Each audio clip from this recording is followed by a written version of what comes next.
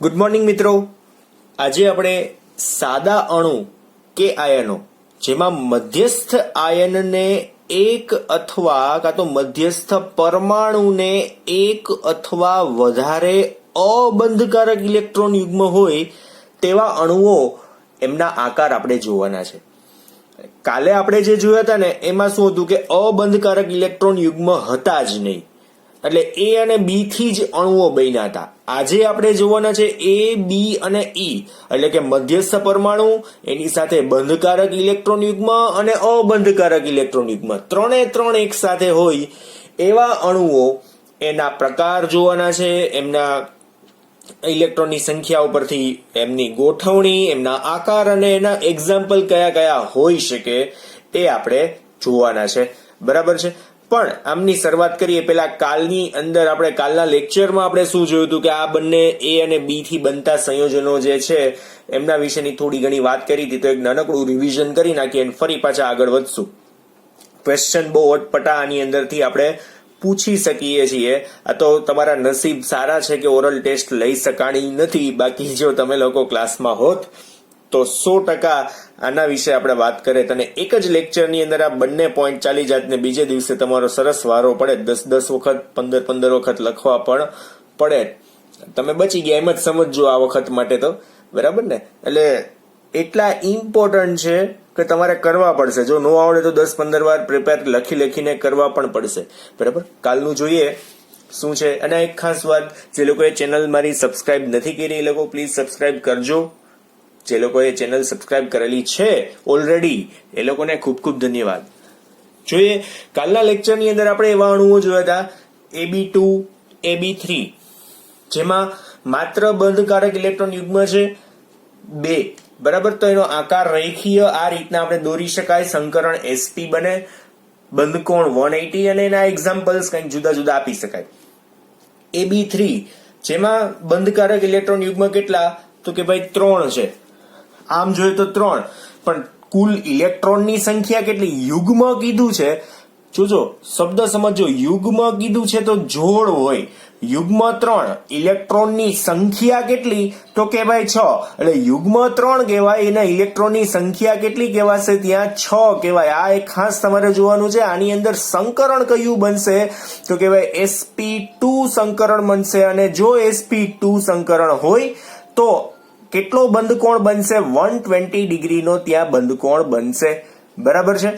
Than after જો AB4 હોય તો સમચતુષ્ફલકીય. અહીંયા પણ ખાસ જણાવી દઉં, ઇલેક્ટ્રોન યુગ્મોની સંખ્યા 4, પણ કુલ ઇલેક્ટ્રોન ગણવાના કે તો 4 દુ ને 8, કેમ કે યુગ્મ હોય તો જોડ હોય, 2 ઇલેક્ટ્રોન ભેગા હોય. બરાબર છે? આ એક ખાસ તમારે યુગ્મ હોય તો 2 ઇલેક્ટ્રોન કેવા હોય? ત્યાં ભેગા હોય છે. એટલે અહીંયા બંધારણ આપણે જોયું હતું AB4 માટેનું કેવું હશે? ત્રિકોણીય પિરામિડલ, વન ટાઈપ ઓફ એક સમચતુષ્ફલકીય આકાર આ પ્રકારનો આપણને જોવા મળી શકે. બરાબર છે? સોરી, આ ત્રિકોણીય પિરામિડલ જેવો આકાર છે. બરાબર? એના જેવો આકાર છે. ખરેખરમાં કેવો છે? સમચતુષ્ફલકીય. AB5 ત્રિકોણીય દ્વિપિરામિડલ, ઉપર અને નીચે બંને બાજુ પિરામિડ છે, તો ત્રિકોણીય દ્વિપિરામિડલ આકાર ત્યાં બનશે. બરાબર છે? ખબર પડે છે ઓલરેડી. અહીંયા sp3 સંકરણ, અહીંયા sp3d સંકરણ. મેં તમને લોકોના આકાર ઉપરથી સંકરણ યાદ રાખવાનું કીધું હતું અને એ જ તમારે યાદ રાખવાનું છે. આગળ પણ તમને એ જ કામ આવવાનું છે. અષ્ટફલકીય હોય તો sp3d2 અથવા તો d2sp3 પણ બની શકે છે. બરાબર? આ એક યાદ રાખવાનું છે. અષ્ટફલકીય આકાર હોય તો સંકરણ આ બંનેમાંથી કોઈ પણ એક હોઈ શકે, કાં તો sp3d2 કાં તો d2sp3. બંનેમાંથી કોઈ પણ એક પ્રકારનું સંકરણ આપણને જોવા મળી શકે છે. બરાબર? ચાલો, તો આજનો જે ક્વેશ્ચન છે એ આપણે સાદા અણુઓની અંદર જોવાનું છે. સાદા અણુઓની અંદર બંધકારક અને અબંધકારક બંને પ્રકારના ઇલેક્ટ્રોન હોય તેવા અણુના પ્રકાર આપણે જોતા જઈએ. એની અંદર ઇલેક્ટ્રોનની સંખ્યાઓ જોતા જઈએ, પછી આકાર દોરતા જશું. બરાબર છે? સૌથી પહેલો આકાર છે આપણી પાસે, દાખલા તરીકે અહીંયા AB2 અને E. જો અહીંયા ઈ ની સંખ્યા દર્શાવી નથી, એટલે એની સંખ્યા કેટલી હોય? 1 જ હોય. બરાબર છે? કેટલી હશે? 1 જ. એટલે હું આપણે કલર પ્રમાણે સાથે સાથે લખતા જઈએ એટલે તમને આમ ક્લિયર થઈ જાય. કે ભાઈ બંધકારક ઇલેક્ટ્રોનની સંખ્યા આપણી પાસે કેટલી આપેલી છે? તો ભાઈ બંધકારક ઇલેક્ટ્રોનની સંખ્યા 2 છે અને અબંધકારક ઇલેક્ટ્રોનની સંખ્યા કેટલી છે? તો કે ભાઈ 1 જ છે. બરાબર છે. તો ઇલેક્ટ્રોન યુગ્મોની ગોઠવણી કઈ રીતના થશે? બરાબર, તો ઇલેક્ટ્રોન યુગ્મોની ગોઠવણી માટે મધ્યસ્થ પરમાણુ તરીકે આપણી પાસે કોણ છે? તો કે ભાઈ એ છે જ. મધ્યસ્થ પરમાણુ કેટલા છે? એ આપેલો જ છે. બરાબર. હવે એક ઇલેક્ટ્રોન યુગ્મ એની પાસે છે, તો એક ઇલેક્ટ્રોન યુગ્મને આપણે આમ દોરી નાખીએ કે આ ઇલેક્ટ્રોન યુગ્મ છે. બાકીના 2 બંધ છે, એટલે આ જે છે એ ઈ છે, બાકીના 2 છે એ શું છે? બી છે. બાકીના 2 શું હશે? બી. એટલે આપણે અહીંયા 2 બંધ દોરી નાખીએ. શું આવશે? અહીંયા બી અને અહીંયા પણ શું આવશે? બી. અને આ જે છે આને આપણે શું કહેવાય? ઈ. શું કહેવાય આને? ઈ. આકાર કેવો બનશે? આનો આકાર કેવો બનશે? તો કે આપણે લખશું ત્રિકોણીય સમતલ. આ કેવો છે? સમતલીય ત્રિકોણ છે. બરાબર છે. આ કેવો છે? સમતલીય ત્રિકોણ. પણ હવે આપણે આનો એક્ઝેક્ટ આકાર જોઈએ તો શું? તો આને આપણે કાઢી નાખવાનું. ઇલેક્ટ્રોન યુગ્મને આપણે આકારમાં લેવાના આવતા નથી. તો આટલો આકાર જે છે એને આપણે વળેલો આકાર કહી શકાય. દાખલા તરીકે એક એક્ઝામ્પલ આપી દઉં તમને. અહીંયા અણુનો આકાર, અણુનું જો એક્ઝામ્પલ છે, દાખલા તરીકે SO2 અથવા તો O3 ઓઝોન હોય તો SO2 ને આપણે કેવી રીતના દોરી શકાય? તો હું SO2 માં જોજો S ને શું કરીશ? મધ્યસ્થ પરમાણુ તરીકે લઈશ. S ને શું કરીશ? મધ્યસ્થ પરમાણુ. એની સાથે કોણ જોડાયેલા છે? તો 2 ઓક્સિજન જોડાયેલા છે. કેટલા ઓક્સિજન છે? 2 ઓક્સિજન. બરાબર છે. એ અહીંયા સિંગલ બંધથી જોડાયેલા છે. તો અહીંયા સલ્ફરના ઇલેક્ટ્રોન જોજો. સલ્ફરના ઇલેક્ટ્રોન આ 1 અને 2 છે. પછી અહીંયા જે છે ને, અહીંયા આપણે આ 2 આમ ડમ્બેલ દોરવાની આવશે. શું કામ એને આવી રીતના? તો એમના સલ્ફર પાસે ટોટલ ઇલેક્ટ્રોન કેટલા છે? 6 છે. તો 1 2 3 4 5 અને 6. બરાબર છે. અને અહીંયા ઓક્સિજન પાસે આપણે ટોટલ ઇલેક્ટ્રોન બતાવતા નથી, કેમ કે આમાં ફૈરા રાખે છે એવું આપણે બતાવવાનું છે, બીજું કાંઈ જ નથી બતાવતા. બરાબર છે. ફૈરા રાખે છે એવું બતાવીએ એટલે બીજા અહીંયા ઇલેક્ટ્રોન દર્શાવવાની જરૂર નથી. પણ આ જે આકાર જે છે આ ઉપરનું આપણે જોવાનું નથી. આ જે કાન મેં દોર્યા છે ને એ દેખાડવાની જરૂર નથી. પણ આ જે આકાર છે, આ અબંધકારક ઇલેક્ટ્રોન યુગ્મ ન દેખાડીએ તો આકાર જે છે એને આપણે વળેલો આકાર કહેવાય. કેવો આકાર? વળેલો. અથવા તો આપણે એને એક્ઝેક્ટ કહી શકીએ વી આકાર. કેવો કહેવાશે? વી આકાર. ડન? ખબર પડે છે એક્ઝેક્ટલી. ત્યાર પછી બીજો અણુનો પ્રકાર જોઈએ. AB3 અને E. E ની સંખ્યા જો એમ એઝ ઇટ ઇઝ છે. તો બંધકારક ઇલેક્ટ્રોનની સંખ્યા કેટલી? 3. એટલે કે બંધ કેટલા હશે? 3. અબંધકારક ઇલેક્ટ્રોનની સંખ્યા કેટલી? તો આપણને જોઈને જ ખબર પડી કેટલી? 1. તો મધ્યસ્થ પરમાણુ એ આપણે આમ નમ દોરી નાખીએ. મધ્યસ્થ પરમાણુ એ એની સાથે કેટલા બંધકારક છે? તો કે ભાઈ 3. તો આપણે અહીંયા 3 બંધ દોરી નાખીએ. 3 બંધ બી, બી અને બી. હવે અબંધકારક કેટલા છે? તો કે ભાઈ 1 અબંધકારક છે. જોજે આ આકાર કોના જેવો દેખાય તમને? સમચતુષ્ફલકીય જેવો દેખાય. સમચતુષ્ફલકીય. એટલે અહીંયા આપણે શું લખશું? સમચતુષ્ફલકીય. સમચતુષ્ફલકીય આકાર. હવે ખરેખરમાં એને આપણે દોરવો હોય તો ખરેખરમાં આકાર કેવો છે? ત્રિકોણીય પિરામિડલ ટાઈપનો છે. ત્રિકોણીય પિરામિડલ ટાઈપનો આકાર છે. એનો ખરેખરમાં આકાર કેવો હશે? ત્રિકોણીય પિરામિડલ. બરાબર. એને આપણે ડ્રો કરીએ, સાવ નાની આકૃતિઓ દોરશું. બરાબર. સાવ એટલે સાવ નાની આકૃતિઓ દોરી નાખીએ.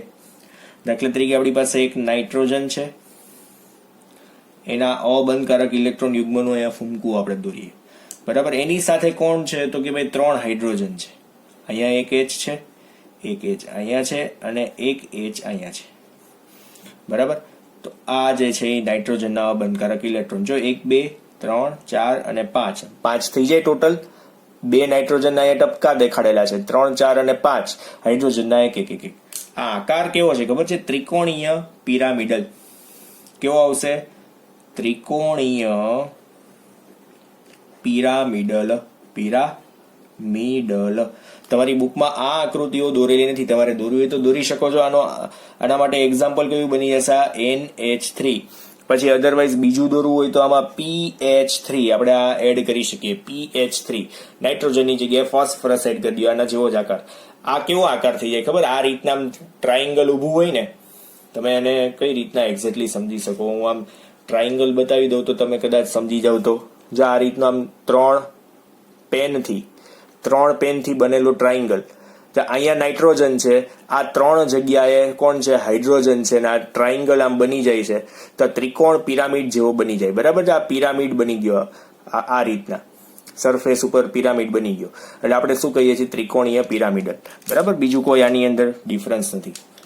ચાલો હવે નેક્સ્ટ વન. હજુ સમચતુષ્ફલકીય બાકી છે.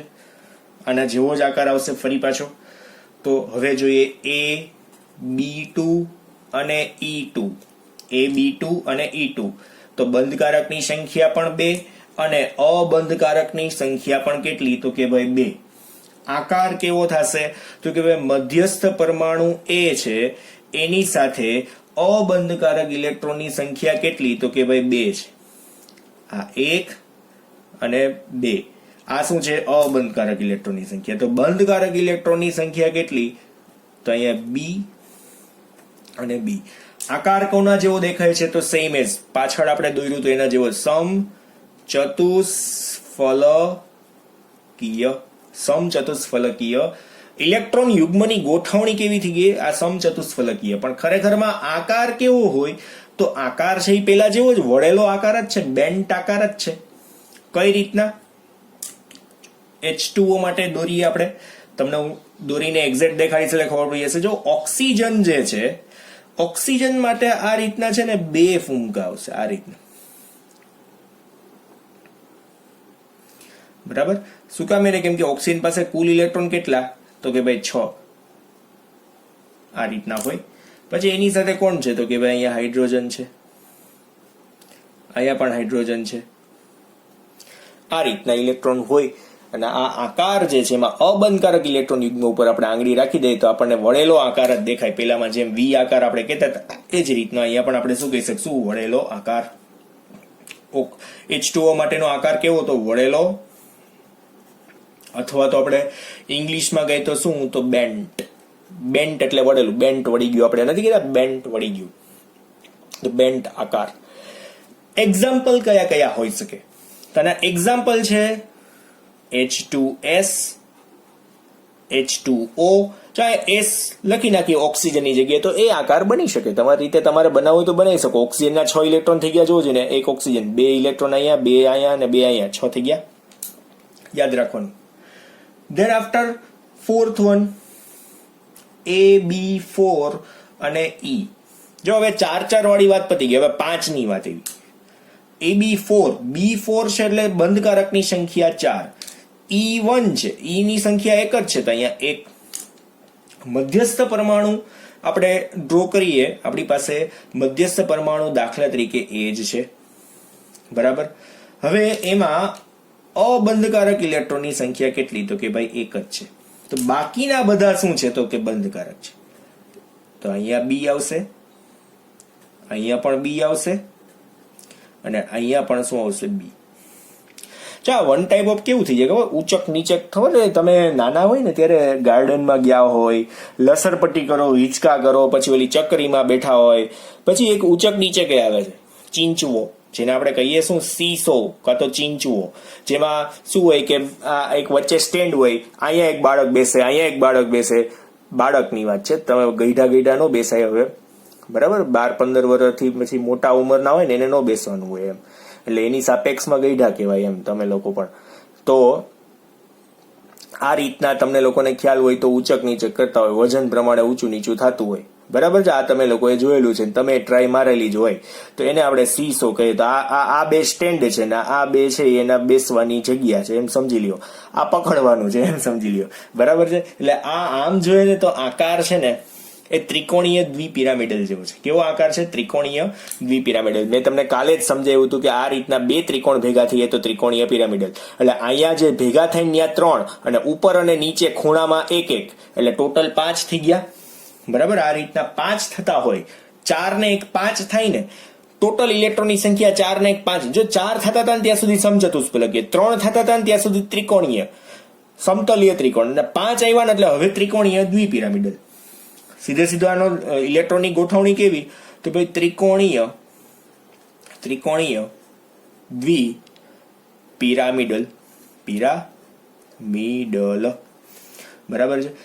પણ ખરેખરમાં એનો આકાર કેવો છે? તો ચીંચુઆ જેવો, આના જેવો જ આકાર છે. ખરેખરમાં જે આકાર છે એ પણ આ જ છે, પણ એક્ઝેક્ટલી હવે આને આપણે દોરશું તો હું કઈ રીતના ડ્રો કરીશ જોજો. અહીંયા આપણે એ દોરી નાખીએ. બરાબર. હવે બી જે છે ને એને આપણે અલગ બતાવીએ. બી છે એ એઝ ઇટ ઇઝ આપણે દોરી નાખશું. બી છે એને આપણે અલગ રીતે, આપણે એના બદલે આપણે એક્ઝામ્પલ આપી દઉં ને, સલ્ફર નો ફ્લોરાઇડ છે એ બતાવી દેવો છે. ચાલો આને હું કાઢી નાખું. SF4 આનું એક્ઝામ્પલ છે તો એને જ આપણે રાખીએ. કેમ નીકળતું નથી? હા, રેડી. હાલો, સોરી અવાજ આવ્યો એના માટે. ચાલો આપણે SF4 દોરવું છે. તો SF4 ની અંદર સલ્ફર છે ને એની પાસે બાહ્યતમ કક્ષામાં 6 ઇલેક્ટ્રોન છે. મેં હમણાં જ તમને દેખાડ્યું. ઓક્સિજનમાં 6 છે, સલ્ફરમાં 6 છે. બરાબર. આપણે એક્ઝામ્પલ દોરવું છે કયું? SF4. SF4 માં એક અબંધકારક ઇલેક્ટ્રોન યુગ્મ છે. તો એક અબંધકારક ઇલેક્ટ્રોન યુગ્મ હોય ને તેને આપણે આ રીતના ડ્રો કરી શકશું. કઈ રીતના?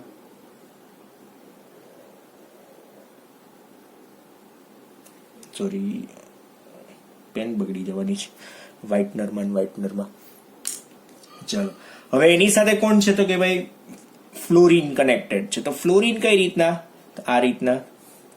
અહીંયા એક ફ્લોરિન, અહીંયા એક ફ્લોરિન અને એક ફ્લોરિન. અહીંયા આ આકાર કેવો બનશે? તો આપણે અહીંયા લખી નાખશું ચીંચવો. બરાબર છે. અથવા તો બીજું શું? તો સીસો. ઇંગ્લિશમાં સીસો. તમને લોકોને ખ્યાલ જ છે. તમે બધા બેસેલા છો, હવે નો બેસતા મહેરબાની કરીને. તૂટી જાય ને ભાઈ, તમારો વજન વધી ગયો હવે. ચાલો, AB3E2. હવે આમ નામ તમને લોકોને ખબર પડવા માંડી, જાતે જ તમને ખબર. બંધકારકની સંખ્યા 5, અબંધકારકની સંખ્યા 2. અબંધકારકની સંખ્યા કેટલી છે? ઓહો, અહીંયા 5 થઈ ગયા. 5 ટોટલ મેં 5 બોલી નાખ્યા. બરાબર ને? કેટલી આવશે? 3 આવશે ને. તો 3 આવશે તો 5 ને આપણે કાઢવા જોશે ને. ટોટલ 5 છે. જો અહીંયા પણ મેં એમ કીધું હતું 4 ને 1 5 થાય તો ત્રિકોણીય દ્વિપિરામિડલ. તો 3 ને 2 5 જ થાય તો એમાં પણ શું આવશે? ત્રિકોણીય દ્વિપિરામિડલ જ આવશે. પણ ગોઠવણી જોજો કેવી રીતના થાય છે. દાખલા તરીકે મધ્યસ્થ પરમાણુ આપણી પાસે એ છે. બરાબર. પણ 2 એની પાસે શું છે? અબંધકારક ઇલેક્ટ્રોન યુગ્મ 2 છે. અબંધકારક ઇલેક્ટ્રોન યુગ્મ કેટલા દેખાય છે? 2 દેખાય છે. તો બાકીના કેટલા વધ્યા બંધકારક? તો ભાઈ આ 1, અહીંયા 2 અને અહીંયા 3. આકાર અહીંયાથી જ ખબર પડી. આની માથે આમાં હાથ મૂકી દઉં એટલે આ તમને ટી આકાર દેખાય. જો ટી જેવો આકાર. બરાબર છે. આ બાજુથી મૂકું તોય બધી બાજુથી પડછાયો તો આવશે. કેટલું સેટલમેન્ટ કરું? ચાલો, કાંઈ વાંધો નહીં. ત્રિકોણીય શું આ આકાર કેવો બનશે? ત્રિકોણીય. અહીંયા ટોટલ 3 ને 2 5 થાય એટલે ત્રિકોણીય દ્વિપિરામિડલ. બરાબર. પણ આ શું છે? ઇલેક્ટ્રોનની ગોઠવણી છે. ખરેખરમાં આકાર કેવો છે? તો ખરેખરમાં આકાર આવશે ને એ ટી આકાર આવશે. કેવો આકાર આવશે? ટી આકાર. કેવી રીતના ઇલેક્ટ્રોન યુગ્મની ગોઠવણી થશે? તો એના માટેનું આપણે એક્ઝામ્પલ લખી નાખીએ. ClF3. હવે તમને લોકોને ખ્યાલ છે ક્લોરીનની બાહ્યતમ કક્ષામાં ઇલેક્ટ્રોન કેટલા હોય? 7 હોય. એક ક્લોરીન છે એની બાહ્યતમ કક્ષામાં 7 ઇલેક્ટ્રોન છે. તો હું શું કરીશ ખબર છે? એના 7 ઇલેક્ટ્રોનને કેમ બતાવવાના? જો આ પહેલો ઇલેક્ટ્રોન, આ બીજો ઇલેક્ટ્રોન, આ ત્રીજો ઇલેક્ટ્રોન, પછી શું કરશું? અહીં ચોથો, પાંચમો, છઠ્ઠો, સાતમો. બરાબર. ઇટ મીન્સ કે અહીંયા આપણે આ મસ્ત ના ફૂલડા બનાવીએ. 2 ફૂલડા બનાવ્યા. બરાબર. એટલે જો 7 તો થઈ ગયા. હવે એની સાથે કોણ છે? ફ્લોરિન છે. તો ફ્લોરિન અહીંયા જોઈન્ટ થશે. પછી ફ્લોરિન આપણે ઇલેક્ટ્રોન બતાવવા નથી. હવે અહીંયા ઉપર આપણે આમ હાથ રાખી દીધો, દાખલા તરીકે ઇલેક્ટ્રોન યુગ્મ ન દેખાડી તો ટી જેવો આકાર દેખાય, તો એને કહી દીધો ટી આકાર. બસ, બીજી કાંઈ મોટી વાત નથી એમાં. એટલે બંને તમારે ગણવાના છે. ઇલેક્ટ્રોન યુગ્મની ગોઠવણીનો આકાર અને અણુનો આકાર કેવો થશે તમારે કહેવાનો છે. બરાબર. તમને એમ પૂછે અણુનો આકાર કેવો, તો વળેલો. બરાબર, દાખલા તરીકે આમાં. અને ઇલેક્ટ્રોન યુગ્મની ગોઠવણી કેવી હશે, તો કે ભાઈ સમચતુષ્ફલકીય. પણ ખાસ કરીને આગળ પૂછ્યું હોવું જોઈએ કે Ab2E2 ની અંદર ઇલેક્ટ્રોન યુગ્મની ગોઠવણી કેવી, તો સમચતુષ્ફલકીય. Ab2E2 ની અંદર અણુનો આકાર કેવો, તો કે ભાઈ વળેલો. Ab2E2 ના ઉદાહરણ કયા, તો H2S અને H2O. બરાબર, આટલી ખબર હોવી જોઈએ, બાકી લોચા પડશે. એટલે જ કહું છું કે આ 5-10 વાર 20 વાર લખીને પ્રિપેર કરવા પડશે, નહીં ચાલે. લાસ્ટ 2 બાકી છે, એ જોઈએ. છેલ્લા 2 ધ્યાન આપજો. એની અંદર કયા છે? AB5E, AB5 અને E. જો ટોટલ હવે 6 થશે. બંધકારકની સંખ્યા 5, અબંધકારકની સંખ્યા 1, તો 6 થઈ જાય એટલે અષ્ટફલકીય જ આવવો જોઈએ. આકાર કેવો આવવો જોઈએ? અષ્ટફલકીય. પણ 5 બંધકારક ને ઓલા અબંધકારક છે એને ગોઠવશું કઈ રીતના, તો ધ્યાન આપજો આની અંદર કેવી રીતના ગોઠવશું એ. તો એ મધ્યસ્થ પરમાણુ છે જ આપણી પાસે, એ મધ્યસ્થ છે. એની પાસે કેટલા અબંધકારક છે? 1 અબંધકારક છે. બાકીના બધા કેવા છે? બંધકારક છે. બાકીના બધા કેવા છે? તો બંધકારક. તો એક અહીંયા, આ 2 અને અહીંયા પણ 2. અહીંયા કોણ આવશે? બી, બી, બી, બી અને અહીંયા પણ બી. અહીંયા ઈ લખવાની જરૂર નથી. તમને એવું કદાચ ક્યારનું મનમાં થતું હોય, સોરી, ઈ કા નથી લખતા, નથી લખવો, ચાલશે. આ 2 ટપકા કર્યા ને એ અબંધકારક ઇલેક્ટ્રોન યુગ્મ છે, બીજું કાંઈ જ નથી. એટલે એવું ખાસ લખવાની જરૂર નથી. લખો તો કોઈ ખોટું પાડી નહીં શકે, એટલે ઉપાધિ એ ના કરતા. શું આવશે અહીંયા? અષ્ટફલકીય. શું કામ એને? કેમ કે 5 ને 1 6 ઇલેક્ટ્રોન થાય, ગોઠવણી પ્રમાણે અષ્ટફલકીય. પણ ખરેખરમાં બંધારણમાં પછી ઇલેક્ટ્રોન યુગ્મ નો દર્શાવવાના હોય, તો બંધારણ કેવું થઈ જશે? ત્યાં આપણે અહીંયા BrF5, સોરી, આપણે આને કાઢી જ નાખીએ, BrF5 અથવા તો PF5 દોરી શકીએ. BrF5 અથવા તો PF5. PF5 એક્ઝેક્ટલી એની અંદર અબંધકારક ઇલેક્ટ્રોન યુગ્મ નથી, એટલે આપણે એને અપવાદરૂપ રાખશું. એનો આકાર છે ને એ આના જેવો જ થશે આપણે જે કરવાના છીએ, પણ એમાં અબંધકારક ઇલેક્ટ્રોન યુગ્મ વધશે નહીં. ધેટ્સ વાય આપણે આની સાથે તો લઈ જ નહીં શકીએ. આ જે આપણે આ અણુ છે એના માટેનું આ એક્ઝામ્પલ નહીં થઈ શકે. બરાબર છે, એટલે એ અપવાદરૂપ થશે. સમચોરસ પિરામિડલ છે એનો આકાર, સમચોરસ પિરામિડલ. તો મધ્યસ્થ પરમાણુ આપણી પાસે બ્રોમિન છે. જોજો અહીંયા મધ્યસ્થ પરમાણુ કોણ છે? તો કે ભાઈ બ્રોમિન છે. હવે એની 4 બાજુ આપણે અહીંયા હું આમ ડ્રો કરીશ. બરાબર છે, જોજો. અહીંયા ફ્લોરિન, અહીંયા ફ્લોરિન, પછી અહીંયા પણ ફ્લોરિન છે અને અહીંયા પણ ફ્લોરિન છે અને અહીંયા ઉપર ફ્લોરિન છે. હવે શું થશે ખબર છે? હવે આ બધા એકબીજા હારે કનેક્ટ થશે. જોજો, જો આ સમતલ છે, આ શું છે? આખું સમતલ છે. બરાબર. હવે સમતલના બધા જ બંધ છે ને એ કોની હારે કનેક્ટ થવાના છે ખબર છે? બધા જ બંધ કોની હારે કનેક્ટ થશે? આની સાથે. 4 બાજુ વાળો પિરામિડ છે, 4 બાજુ વાળો પિરામિડ.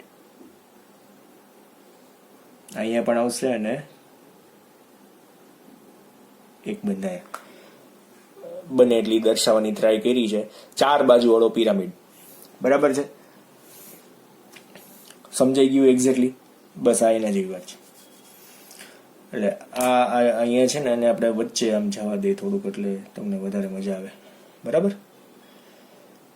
આ ઓલા જેવું છે કે શેરી ગરબા હોય, અહીંયા વચ્ચે માતાજીનું મંદિર છે, ત્યાં એક થાંભલો રાખ્યો છે, ફરતે આમ સિરીઝ સરસ મજાની આમ ગોઠવી છે 4 બાજુ, તો પિરામિડ જેવું થઈ ગયું ત્યાં.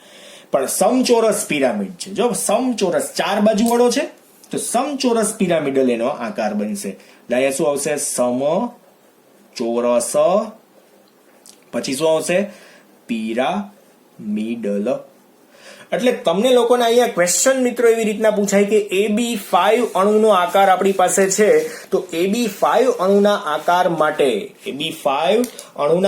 માટે ઇલેક્ટ્રોન યુગ્મની ગોઠવણી કેવી? તો ઇલેક્ટ્રોન યુગ્મની ગોઠવણી જે છે એ કેવી આવશે? અષ્ટફલકીય, અને એનો આકાર કેવો આવશે? તો સમચોરસ પિરામિડલ. બરાબર છે, સમચોરસ પિરામિડલ. લાસ્ટ વન જોઈ લઈએ, પછી આપણે આગળ પૂરું કરીએ આજનો લેક્ચર ને. અને તમારે આટલું પ્રિપેર કરવાનું છે, પછી આગળનું કોષ્ટક આપણે અત્યારે કરવાની કાંઈ જરૂર નથી.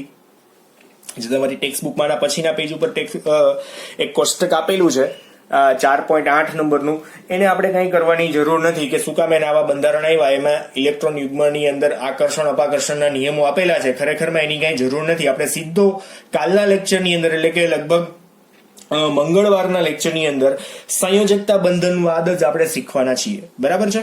તો અહીંયા બંધકારકની સંખ્યા કેટલી છે? બી ની સંખ્યા 4 છે. અબંધકારકની સંખ્યા કેટલી છે? 2. જો 4 ને 2 6 થઈ, તો આકાર તો અષ્ટફલકીય જ આવવાનો છે, એ 100% છે.